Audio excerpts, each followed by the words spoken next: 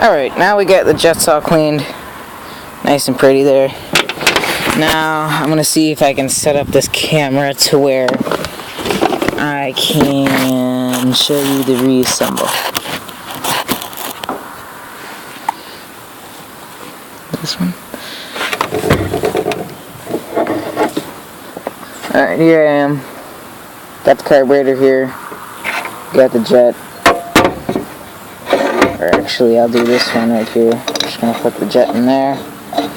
The inside of these carburetors I know is clean because I just cleaned them yesterday. So, I'm not going to take this one all the way apart, but I'll show you the whole reassemble of that one. Alright, now that that's in there, I'll put the idle screw, just like that. Oh, wrong side. Good. Put the idle screw back in there. And then the fuel mixture screw right there. These little screwdriver pens are real handy.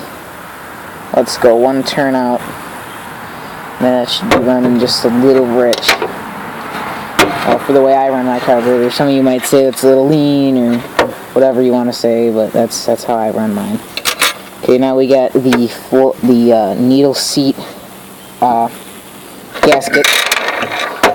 So this goes on to there, just like that. Just make sure you guys can see that that goes on there like that, and then that gets screwed in here. See, like that, and then it gets tightened down, and that's your needle valve seat. Then you got your needle valve right here, and I just got a little piece of dirt on it. Just wipe it off. This has to be very clean because it's got to run absolutely smooth. Otherwise your flow will get stuck open and you'll start leaking gas all over the place, and I'm sure that nobody likes that. Alright, now that we got our needle valve in there, we'll put the float, put the little float thing back on with this little pen, as you can see right there. This goes through these two little holes and through the carburetor.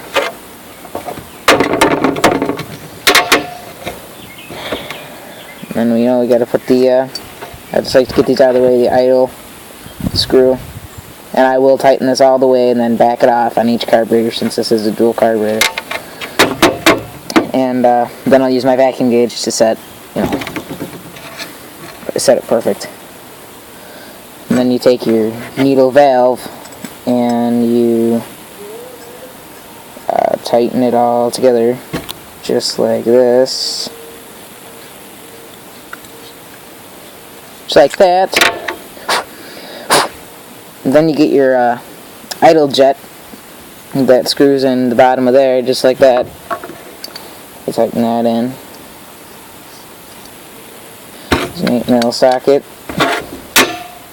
Just give that a little bit of tightness. Not enough to strip, but not enough to vibrate out. Alright, now we're moving on to this right here. Alright, these two little rubber things here. It's hard to see, I'm just falling to the curve of my hand. As you can see, these little yellow things here, those are the caps that hold these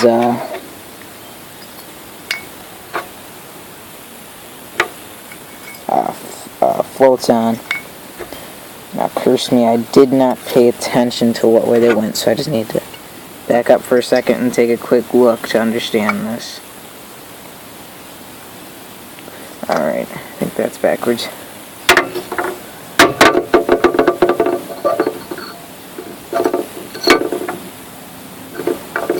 Alright, now, let's try this again. And so you can always tell what way these go. Hear it in there? If you have it the other way, it won't make that sound. So, now I know I got those on right. Now I'll take my two little caps. I'll just push them right back on.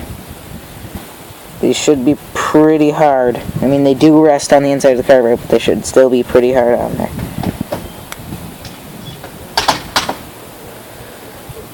So my parents opening up the windows in the house. And this little jet right here.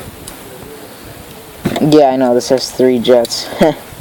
Ain't that funny? And this little jet goes right down that little hole right there. And then you got your idle jet, and then your primaries on the float. Because this has the, it pushes the gas into the fuel pump. Didn't think of that word right, but. And then you put your 4 float bowl screws on, tightening in a diamond pattern. So, you tighten this one down like that. Then you tighten this one.